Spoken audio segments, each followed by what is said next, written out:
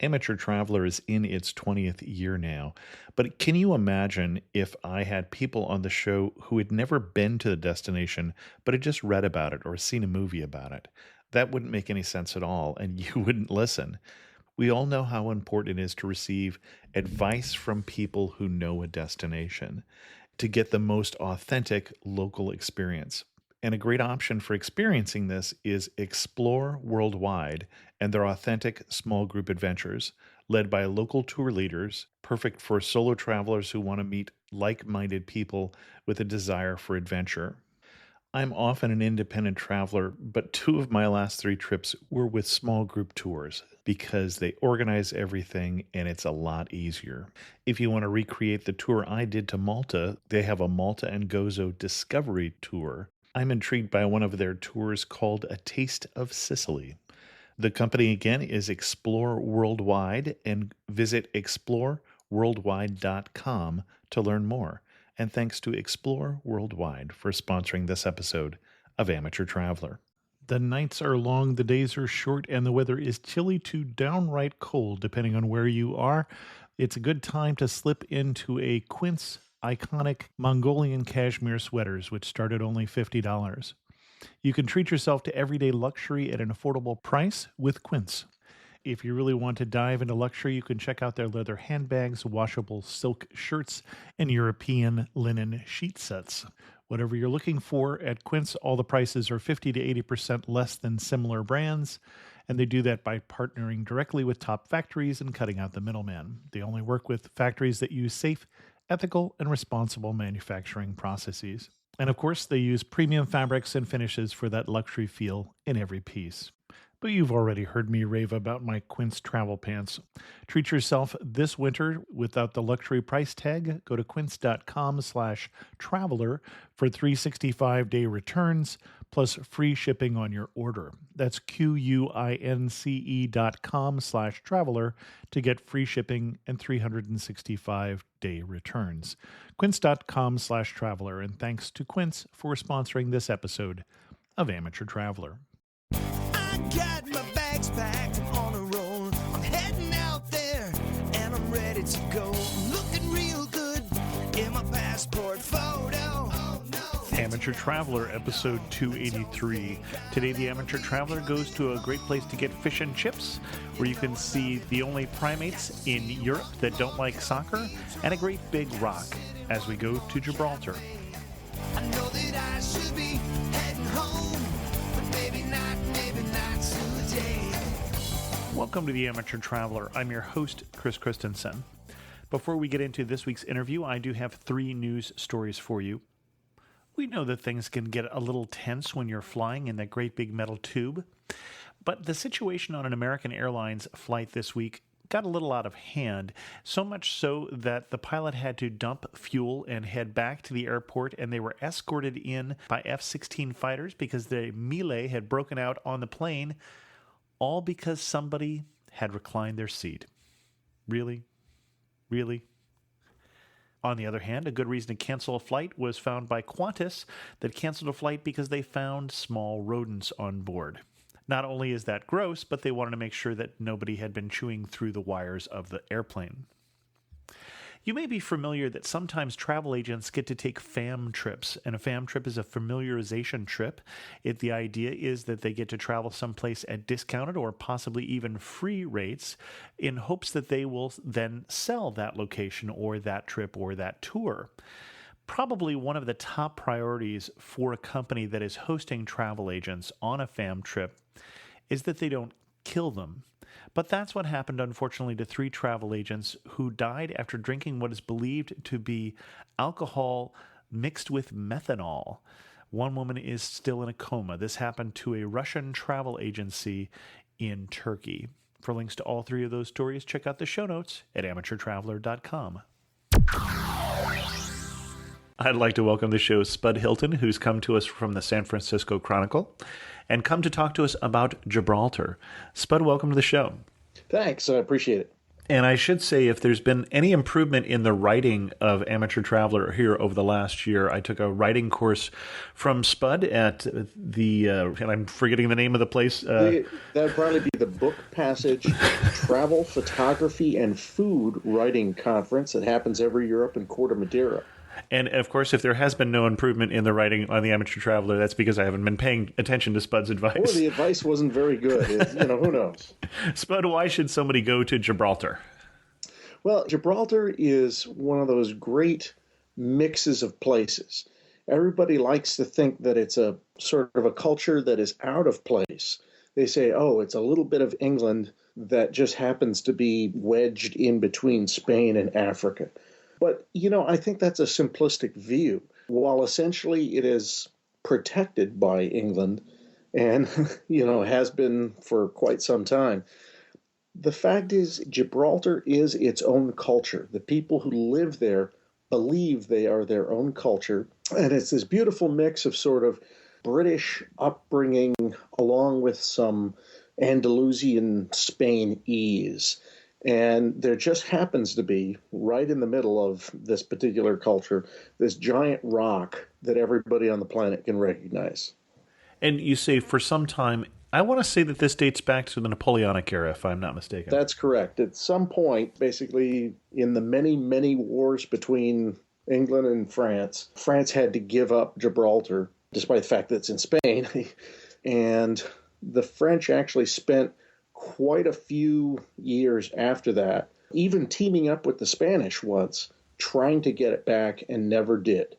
In part because it's one of the single most strategic spots on the planet as far as warfare goes. I mean, it's right at the mouth of the entire Mediterranean. You can't get into that end of the Mediterranean without going past it. But knowing that, the British basically did whatever they had to hang on to it. So they actually drilled holes through that thing. That rock, that supposed sturdy rock, is actually Swiss cheese. I mean, there's so many miles of caves inside that thing because the British were never going to give up. Well, and as I recall, the fame of Gibraltar really goes back to classic times it was one of the two Pillars of Hercules. Yes, it was actually thought of that. And if you go anywhere in Sevilla, for instance, in Spain, at the Alcazar, you'll see there are all these wonderful Spanish tiles where half of them from a certain period will refer to being the end of the world, where the Pillars of Hercules are.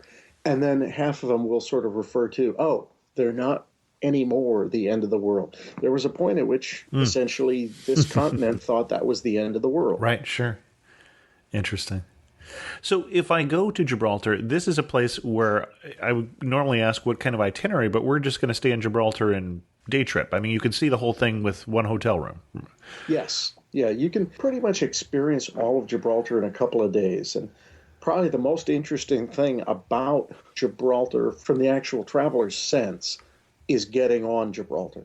Because quite frankly, there's a little land bridge that connects Gibraltar to Spain, right around, it's not Tarifa, but there's a city that's right there at the side. And there's this little land bridge that connects it, but perpendicular to that land bridge, they've built an entire commercial passenger jet airport. So the runway comes in and cuts across that land bridge, which is great. It's the only place you can actually put a runway just specifically for Gibraltar because it's not a huge island. But in order to get, if you're walking from Spain to Gibraltar, you literally have to wait for the gate to go up and you have to walk across an airport runway. And it's not just, like a little Cessna airport runway. It's a commercial jet runway. And they make sure to give you plenty of warning if there's any jets coming. But still, it's a little unnerving because you basically get to see where the skid marks are, where the jets come down. And it's thinking, wow, I wouldn't want to be here when one comes down, that's for sure. And you say it's not a big island. It's, in fact, not an island at all. It's not an island at all, exactly. It's, what is it, an isthmus? Okay. I believe that's correct. I think it'd be a peninsula. An isthmus would connect two bodies of land. Good point. Yeah. All right. But the rock itself is an odd anomaly. And just so we're clear, not everybody lives on the rock. As a matter of fact, not a lot of people actually live on the rock itself. There's a big sort of flat land mass that is around the rock. That is where most folks live. And the rock itself just sort of juts out. It's a geologic sore thumb that just happens to jut out of the ocean at this point that, oddly enough, is actually upside down. Okay. The rock at the top of the rock of Gibraltar, is actually older than the rock at the bottom. Oh, interesting. Because at some point the thing turned over. It just flipped over, just like when you have tectonic crashing of tectonic plates. Some of that stuff is like in a car accident, it's just going to flip over and bend back. And that's essentially what happened. Is the plate that is most of Africa at some point ran into the plate that is most of Europe. And the Rock of Gibraltar is one of those spurs that just bent backwards. Huh. Interesting. So is the Rock the place you start when you go to Gibraltar? Not really. Okay. Interesting.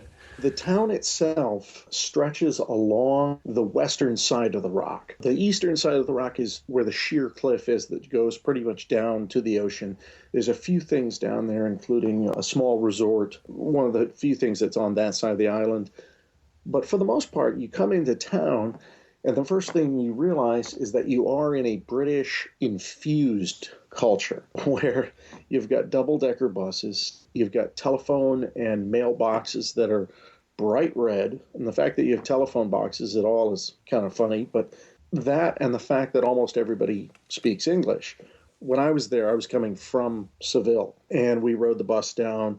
We basically came over, got off at the bus station, and walked across. We're all set to get our passports stamped. And the guy looks at us and says, "Really? You want your passport stamped?" "Oh, okay, well, whatever." Where one time that was actually closed off, completely closed off. The Spanish desperately wanted the rock back, and they, even in modern times, have been sort of fighting against Gibraltarese autonomy. Well, this is during the time of Franco, they cut it off, as I recall. Yeah, exactly. Mm-hmm. And it stayed that way for quite some time. And there's still some animosity there.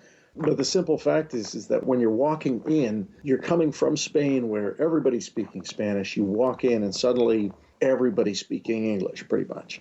I shouldn't say everybody. There's a whole lot of folks who are from Spain who do most of the work in Gibraltar. I mean, there's a lot of jobs to be had in Gibraltar, waiters, maids, things like that are mostly actually workers from Spain, coming in for the day, leaving for the day. Because most of the workers come from Spain, and there's only one road in or out of Gibraltar, every day in the morning and every day in the late afternoon, there's basically one big giant traffic jam, especially if there's any airplanes landing.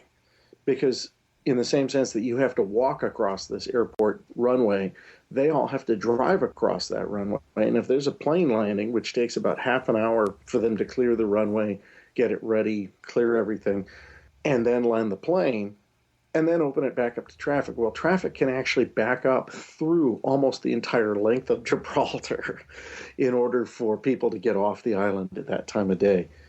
Interesting. So where would you start? You come into Gibraltar, you get your passport stamped, and then what do you do? Well, it's a walkable island. You basically, if you're not taking one of the cabs or one of the double-decker buses or things like that, it's not all that difficult to walk into town. You're walking pretty much through town to begin with, and so long as you follow the right routes, you'll eventually find yourself in the sort of center of things, what used to be the actual fort that was on Gibraltar. So basically, when you're walking in from the actual entrance to the island, it's not that far where you eventually come across Grand Casements Square.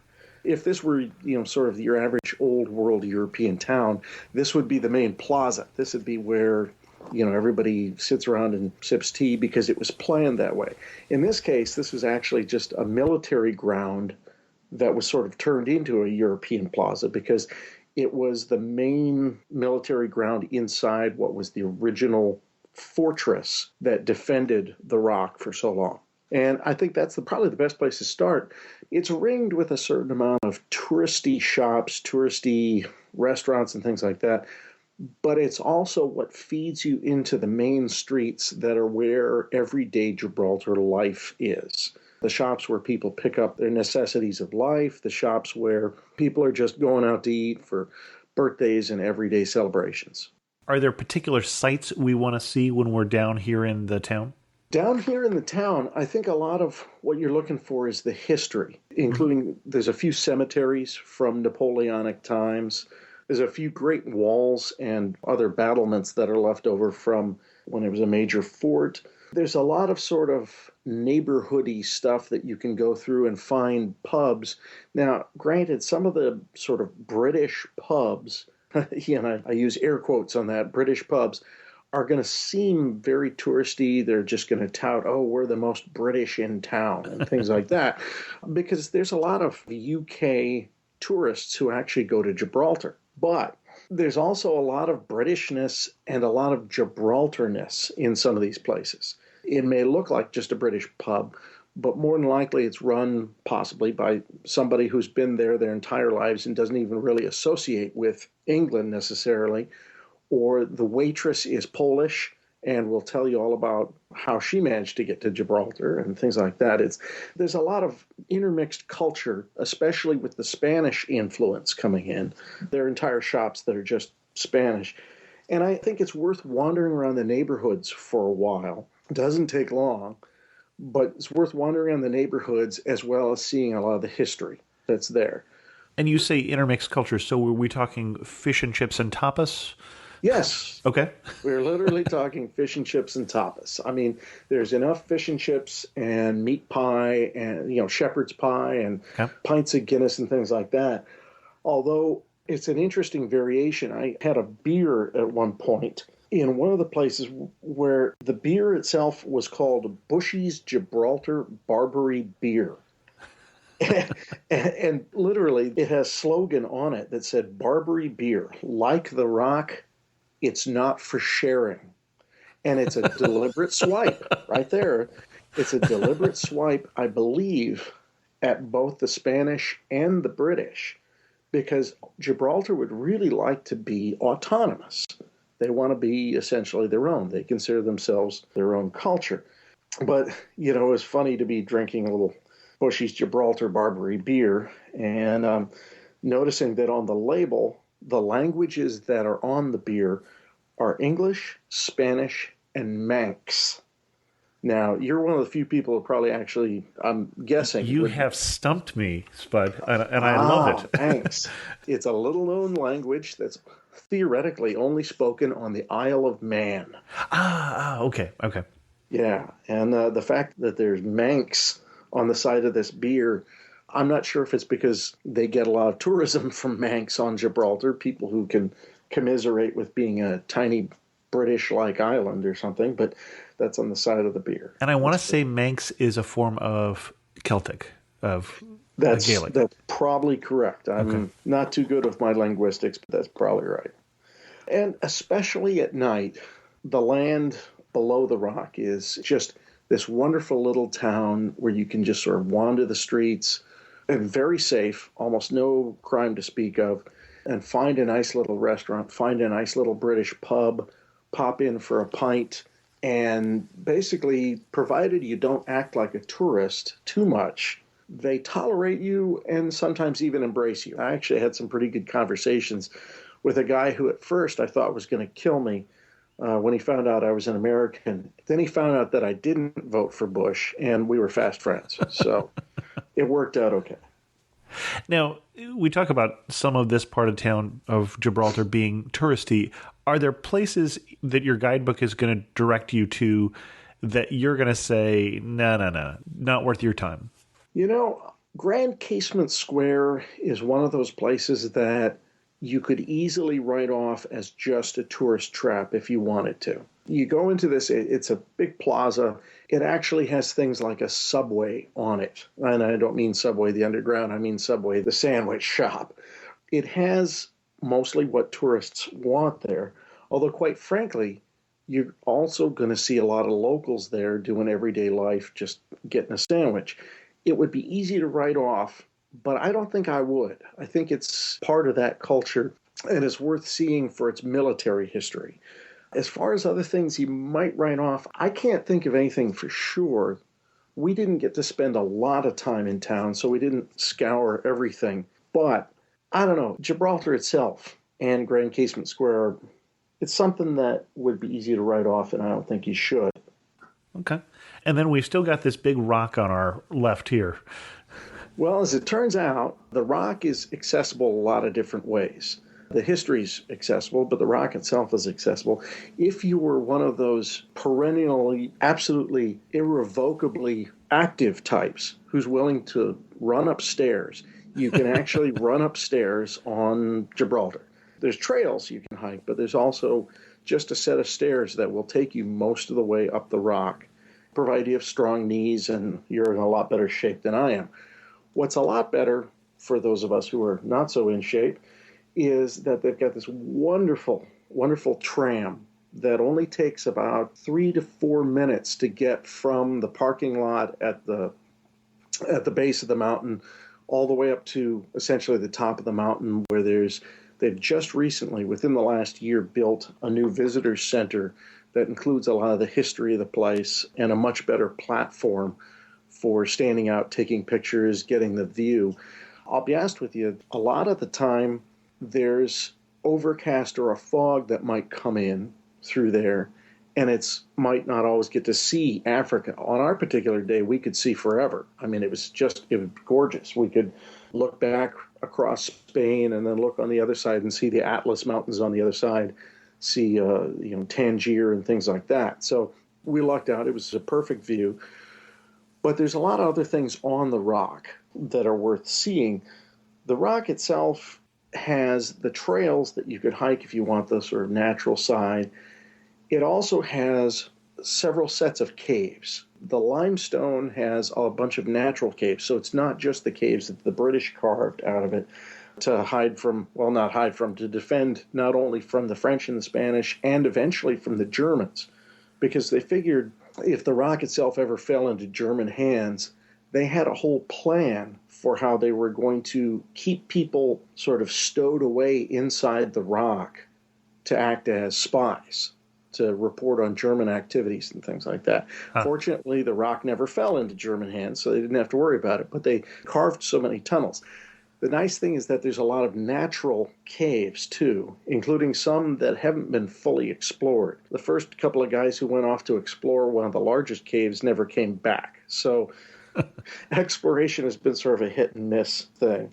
But on the rock, there's a much larger cave that, among other things, gets used for big events. It's almost sort of like a cathedral-like cavern that gets used for big events on the island, including, and wait for it, the Miss Gibraltar contest. They literally have the Miss Gibraltar contest inside the Rock of Gibraltar. Not on the side, not outside, inside the Rock of Gibraltar, which is something I just love. It's one of those things you couldn't ask for in a story. And it's called St. Michael's Cave, by the way. It's a limestone chamber. And once a year for the Miss Gibraltar Beauty Pageant, that's where it is. They also have, tour groups, concerts and things like that. They go in through there. But it's fairly impressive. Now, I would think in the heat of the summer, that would be particularly attractive. Yes. You're down there in a region, I remember being in Andalusia when it was 104 Fahrenheit, 40 degrees Celsius. So it gets kind of warm down there. So without a doubt. Although I will say that the rock and the land around it probably get a little more sea breeze than most places. That makes sense. Stuck out there, sort of pointing into the strait. The cave is nice. It's not impressive on a scale with other caves you may have seen in the Southwest or a number of places where limestone caves they're really known for that. But being that it's inside this giant rock, it's actually pretty fun to see. There's a few trails to see it. Those same trails will take you out to sort of spots where you can look over and see a different view than the other side of the rock. The main reason most folks go up on the rock, other than to see what they can see, a sort of bear went over the mountain type of thing, is for the rock apes. Right. Now, this was truly a tragedy for me that I wanted to come back and write a headline to this story. I wrote a whole story about Gibraltar, and I wanted to write this headline that was called Granite of the Apes. And I thought, it's perfect, but there's two problems. It's not actually granite, first of all. It's not actually granite, and they're not apes. They're actually monkeys. They're a very specific kind of monkey that it likely came from Algeria on boats. No, they didn't make their own boats. I mean, they came over from sailors who were going that way. There's a lot of different tales about how the apes actually got there. Some people actually believe that there are tunnels underneath the Strait of Gibraltar that allowed the apes to get there. Probably the most interesting thing about the apes, though, is not as much how they got there, but how it's probably the only place on the planet where a major world leader devised a secret plan to restock primates on an island. I mean, not on an island, on a rock. Essentially, this is brilliant. I love the whole thing behind it, but Winston Churchill, at some point, had a secret Gibraltar monkey plan.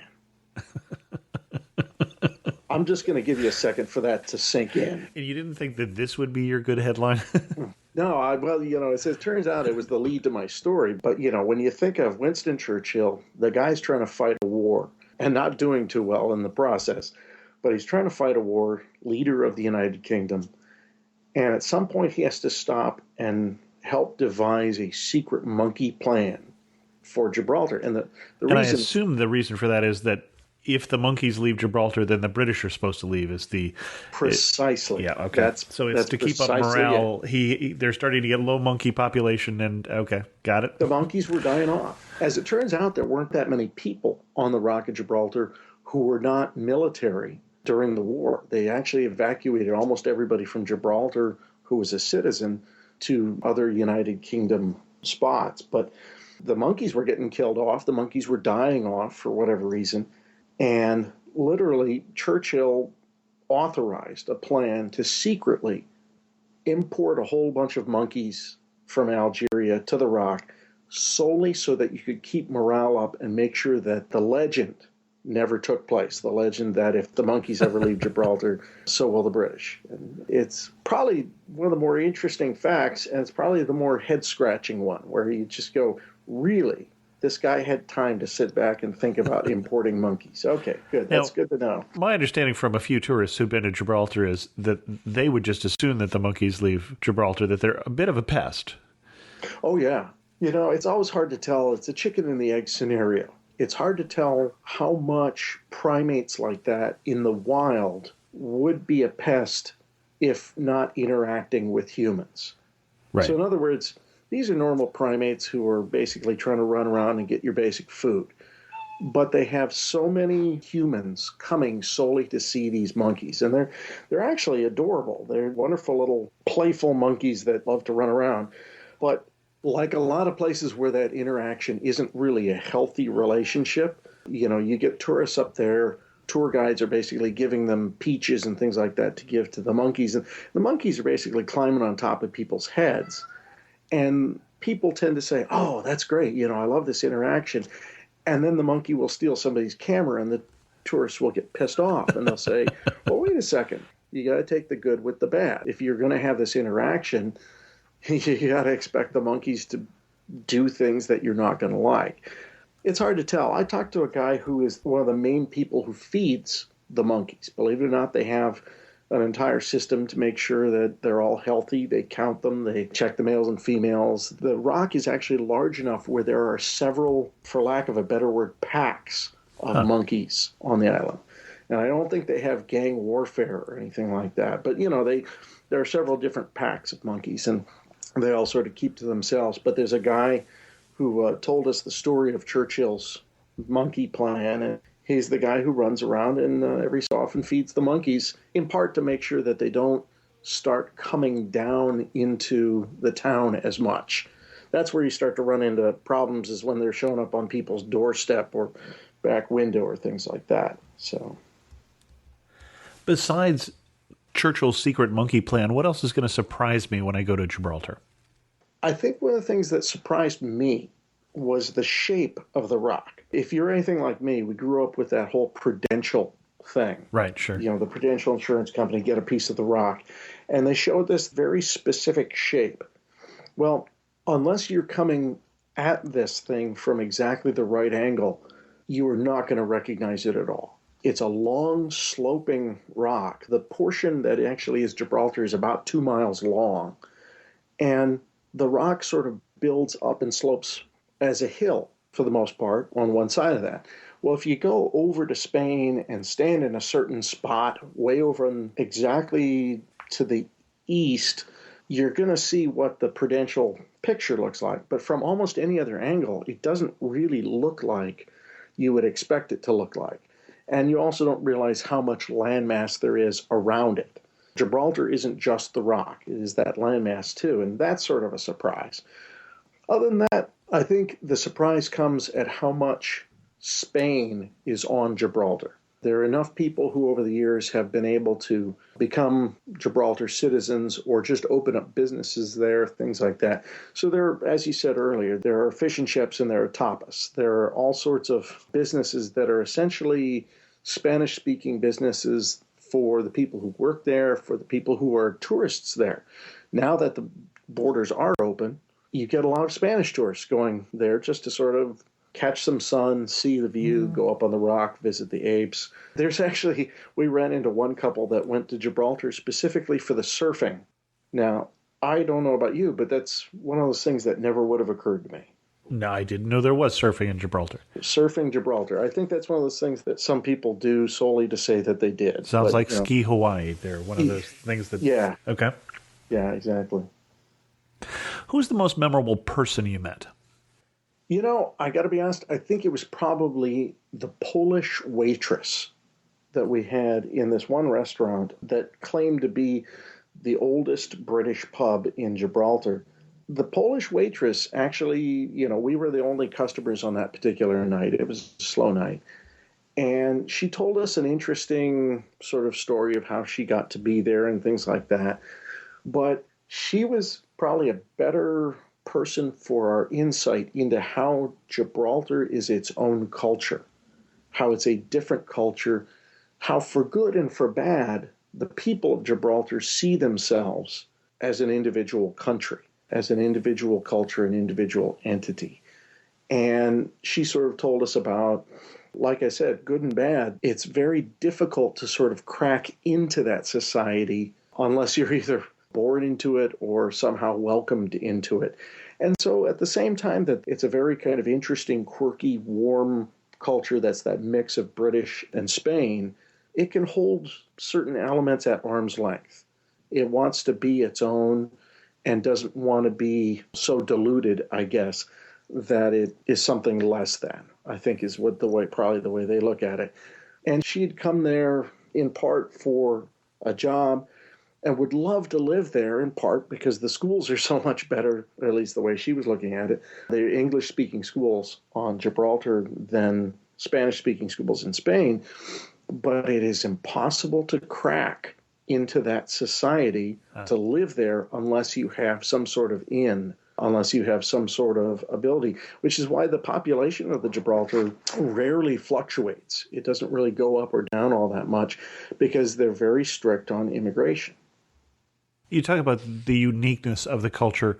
What was one thing you saw and you had to laugh to yourself and say, only in Gibraltar? I think probably the only thing I can think of that really hit me as only in Gibraltar was that you could walk into a British pub in what is essentially the Spanish landmass and find a beer bottle that has 3 languages on it, including English, Spanish, and Manx. It just struck me as one of those things that you wouldn't find this anywhere else except possibly the Isle of Man. But, that's a whole other story. As we go to wind this down, Spud, any other things that you think people should know before they go to Gibraltar? Probably one of the things to know about going to Gibraltar is that it is really walkable. You want to try to get at least a couple nights hotel because spending time on the rock, you want to just be able to spend at least a day wandering around the rock, seeing the monkeys, checking out the history, walking the trails, things like that. But, you could almost spend an entire day just wandering around the landmass that's below it, the town, because the town itself has a lot of interest in it. I always hesitate to point people to destinations where it's all based on a giant geologic attraction, Grand Canyon. Well, everybody goes to the Grand Canyon, they look in the hole and they say, wow, that's an interesting hole. But nobody bothers to talk to anybody that lives around that giant hole. Well, I imagine it's a certain amount that way in Gibraltar, where they've got their one big attraction, which is the rock, and it's monkeys that are hanging off of it. And I think a lot of people sort of overlook the ability to wander around the culture that sits at the bottom of this thing, that has developed and brewed over the centuries in a very unique position where they're on a piece of land that's been more contested than almost any other in history, including Kashmir. And they've got a certain weird way of looking at life. And I think so if you spend at least a day on the rock itself, spend at least a day hanging around downtown, that also gives you at least 2 nights to check out what are actually some really great restaurants. There's some really nice upscale restaurants. There's some, along with the homey pubs and things like that, we found at least one tapas place that was very tablecloth, cloth napkins, and, water glass and the whole bit. And did you want to recommend any restaurants and or hotels? The hotel we stayed at, I believe, was the Hotel Bristol. And I got to say, hotels in Gibraltar are going to be a little more expensive. In some cases, a lot more expensive. It's because they have a run of the place. They have a corner on the market, whatever cliche you want to use. But the Hotel Bristol we found very interesting, very kind of homey, a little pricier than we would have liked. But oddly enough, it seems to be where almost all extra paneling from people's dens from the 1970s went off to die in Gibraltar. Swear to God, every square inch of that hotel that can be paneled has been paneled. All the rooms, all the hallways, and it really felt like you were walking down a hallway towards, Mike Brady's den or something like that. It was very bizarre. But, the people were very nice. The rates weren't exorbitant. And the Hotel Bristol is actually right downtown near the main street that leads to Casement Square. That main street is actually a pedestrian walkway where most of the interesting stores and shops are. And did you have a pub you wanted to recommend or restaurant? You mentioned a good tapas place. We ran into a good contemporary pizza place called Cafe Solo. It can be a little touristy, but they actually had some dishes on there I hadn't seen other places. And it was a sort of contemporary pizza, pasta, and Mediterranean place that was nice. We went into the Star Bar, which is the one that claims to be the oldest. Uh-huh. Yeah, it's traditional pub food, and obviously a traditional pub fare as far as Guinness and everything else. It's got some good beer. The tapas place I would have to look up because right now I'm not seeing it in my story because we didn't actually write about it, I guess. Yeah, bummer. The main way to get up the mountain, it's probably important to know, is called the Cable Car Gibraltar. And those rides are run about 4.5 pounds. Everything is in pounds, by the way. Uh-huh. So when you're running around with your American money and then exchanging it into euros over in Spain, and then you pop into Gibraltar and you find out you have to change all your euros into pounds, you were just watching your money fall away in the exchange rate. But get used to it or pick up some pounds before you go. It's not too bad. But yeah, Cable Car Gibraltar is the one that gets you up the mountain. And you were saying that everybody looks at Grand Canyon and says, what a nice thing. Actually, family lore has that I had a cousin from Nebraska who went to the Grand Canyon, looked in and said, yep, you sure can't grow corn there. So apparently not everyone appreciates it. But final 3 questions. Okay. You take a lot of pictures. So all the pictures you took, what one brings you right back to Gibraltar? What one captured the place for you? I'm going to say 2 of them, and one of them is just a shot on a beautiful, clear day that looks down from the top of Gibraltar that captures one of the other lower jagged peaks and just looks back at this glorious scene with a blue sky and Spain just laid out in front of you. And you can actually see the shadow of the rock in the water below, and you get a sense of this really is a giant geologic sore thumb. It really just sticks out of nowhere because there's nothing really in the immediate area that explains why this thing is there. And I love that shot. I think probably the other is just a picture I took of a sign that said, "We have bangers and mash better than anybody else's." It's like, okay, I don't remember seeing that sign anywhere else in Spain. So it just struck me as kind of funny to suddenly come across bangers and mash and shepherd's pie and things like that. So, okay. Final two questions. Finish this sentence for me. You really know you're in Gibraltar when what? You really know you're in Gibraltar when almost every tourist outlet is advertising apes. Which seems not all that odd if you're in Africa, but you're in Europe. This is the only place in Europe where you will find apes. Oh, interesting. In this case, monkeys. It's the only primates you'll find in Europe. So you really know you're in Gibraltar if you're in Europe, if you find all the tourist outlets trying to sell you tours to the apes. Okay. And if you had to summarize Gibraltar in 3 words, what 3 words would you use? Jagged. Okay. Mixed. Okay. You're saying it's a varied country. Yeah, it's a varied country. The word that comes to mind geologically, obviously, is jagged. Mixed as in British and Spanish influences. Would you go as far as saying it's a country of contrasts? Oh, Lord, I would never say that. Worst cliche in all of travel is land of contrasts. No, in this case, it has benefited from all the things that decided to mix together instead of to contrast. Okay. And if I came up with a third one, it would probably be history. Okay. Mm-hmm. There's a tremendous history. I mean, the whole Battle of Trafalgar and right, sure. The folks from that are actually buried in the cemetery there. So interesting. And I'm not sure that everyone remembers that, but that's when the British Navy defeated the French Navy and thus changed the course of the Napoleonic Wars, meant that England wasn't going to be invaded for one thing. Yep. Yeah, that's absolutely right. Well, thanks so much, Spud, for coming on the show and talking to us about Gibraltar. If people wanted to read more about you, we could clearly go to the San Francisco Chronicle, but where else could we go? Probably if you go to sfgate.com, and that's SFGATE.com, that's the Chronicle's main online site where you can find stories by me or stories from our department. I read a specific blog, a blog that is specifically me, at sfgate.com/bad latitude.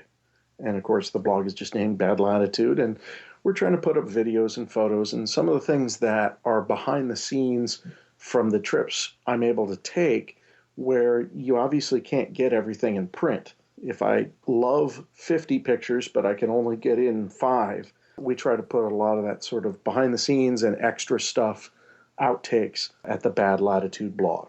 Excellent. Well, Spud, thanks so much for coming on the Amateur Traveler. Absolutely. It was a pleasure.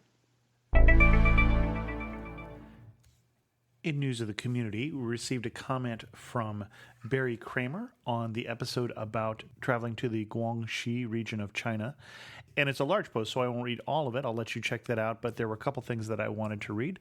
There are a few things that Sean did not mention that I would recommend. One of the most popular ways to get from Guilin to Yangshuo is to take the boat ride along the Li River. Even though this is probably the most famous tourist experience in the area, it is generally a beautiful and peaceful boat trip that lasts for about 4 to 5 hours.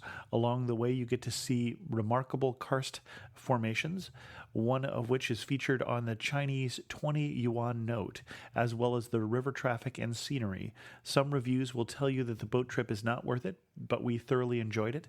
There are many different boats you can take, but the boats usually reserved for Western tourists are less crowded, and it was very easy for all of us to take a multitude of photographs. My wife even purchased some fruit from a local merchant who came up alongside our boat to sell to her. The boats arrive along the end of the Western Street in Yangshuo and is easy to get transportation back to Guilin. There are many small boat trips that can be taken on smaller bamboo raft boats in and around Yangshuo that are well worth the experience. We passed by the Yangdi Xingping scenic area on the way to Moon Hill and found it remarkably scenic. We were also told that the Yulong River Valley was similar in its scenic beauty. Also in Yangshuo, we enjoyed the nighttime show Impression Shangji Lui, which was directed by Yimwo Zhuyang, the director of the 2008 opening ceremony of the Beijing Olympics. The show boasts a cast of over 600 performers, but the real uniqueness is that the Li River and the mountains are lighted and used as a backdrop for the performance. I'll let you read the rest of Sean's comment by going to the episode 282, Travel to the Jiangxi region of China, because I think I have butchered enough Chinese for one day. Remember, there is a meetup for the Amateur Traveler this week. That is June 10th, 2011 in Vancouver, British Columbia. And that'll be in the afternoon, and details about that can be found at the Amateur Traveler Facebook page, facebook.com/Amateur Traveler. With that, we will end this episode of the Amateur Traveler. If you have any questions, feel free to leave a comment on this episode at amateurtraveler.com or send me an email to host@amateurtraveler.com. You can also follow me on Twitter at Chris2X. And as always, thanks so much for listening.